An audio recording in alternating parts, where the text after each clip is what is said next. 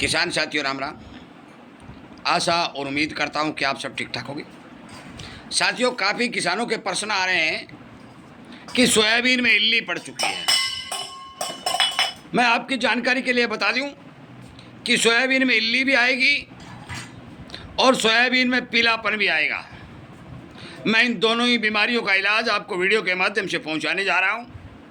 कृपया करके अनेक किसानों तक ये बात शेयर करें, ये वीडियो शेयर करें और इसी तरह की जानकारी आपको मिलती रहे, आपका ज्ञान बढ़ता रहे और फसल के रोग और बीमारी को कम से कम खर्चे में आप रोकने में कामयाब हो सके।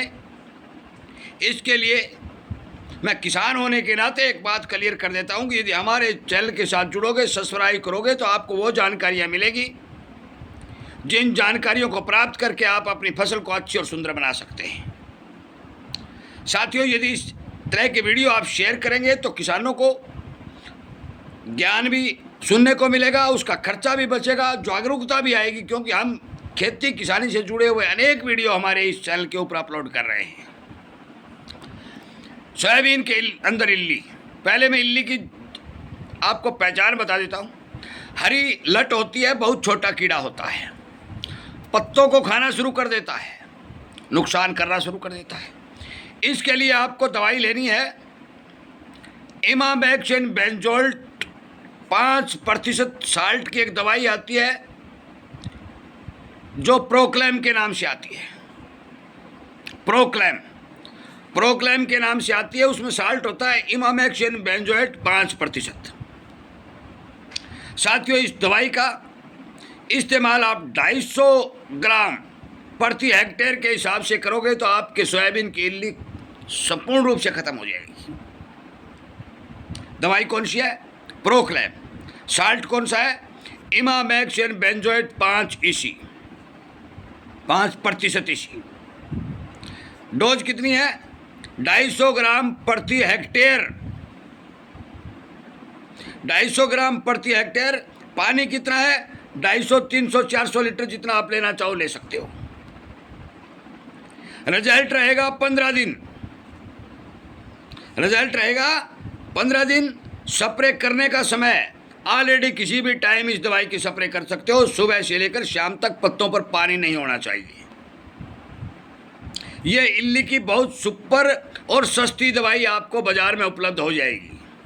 आपकी इल्ली को संपूर्ण रूप से कंट्रोल करके ख़त्म करने का काम कर देगी। ये आपका विश्वास के तौर पर मैं बता देता हूँ।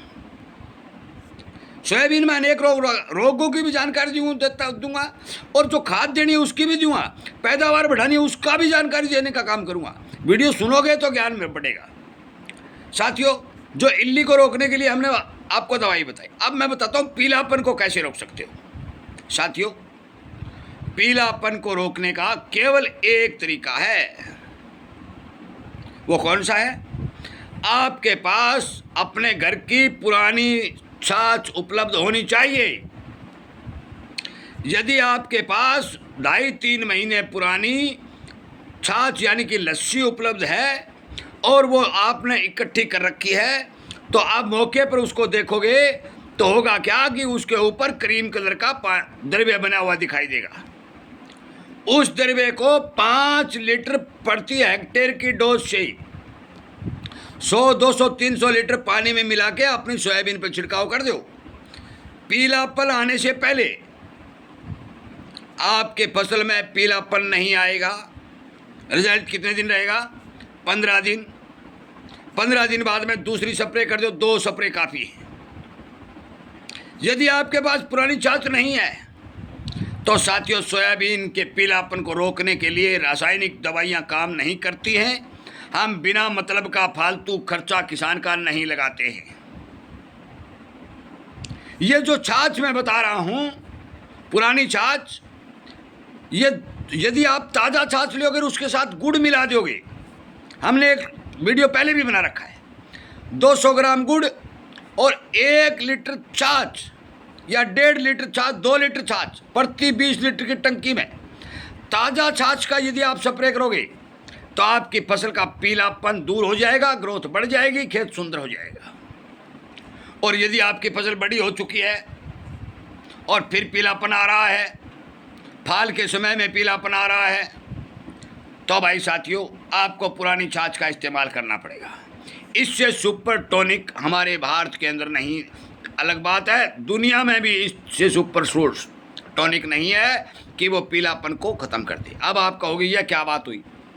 साथियों, पीला मोजक रोग एक वायरस के द्वारा फैलता है और वो वायरस हजारों किलो में घूम करके सारे प्रभावित करने का काम करता है, एक रोग फैलाता रहता है। मैं आपकी जानकारी के लिए बता दूं कि रासायनिक दवाइयों से किसी प्रकार का वायरस नहीं रुकता।